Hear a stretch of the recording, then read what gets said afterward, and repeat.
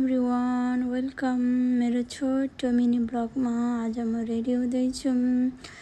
आज चाहिँ यसो बाहिरै खाना खाऊँ भन्नुभयो, सो त्यही भएर म रेडी हुँदैछु।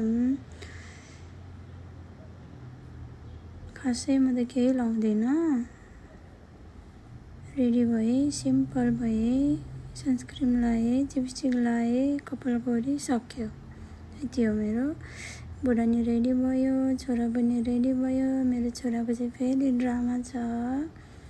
अनि यो मेरो यो सानो परिवारको भिडियो मन परेमा लाइक, कमेन्ट अनि एउटा फलो गरिदिनुहोस्। हामी चाहिँ त्यहाँ पुगेर मेनु हेर्दैछौँ अनि मेरो छोरा एकदम ह्याप्पी भए।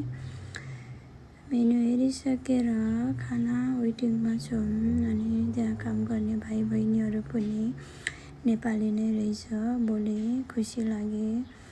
एकदम राम्रो ठाउँ थियो, सी साइडमा है। सो मेरो बुढा पनि खाना वेटिङमा, उहाँको ड्रिङ्क्स, मेरो ड्रिङ्क्स अलिअलि खाएँ। अनि हाम्रो सुसी आयो।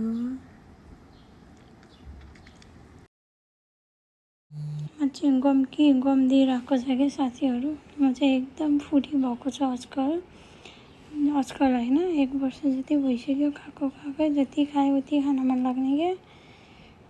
मोटाएर फेरि लुगाहरू एउटा ठिक नहुने भनेको। उहाँले पनि दिँदैछ गम। अनि मेरो कालुले फ्रेस जुस खाने रे।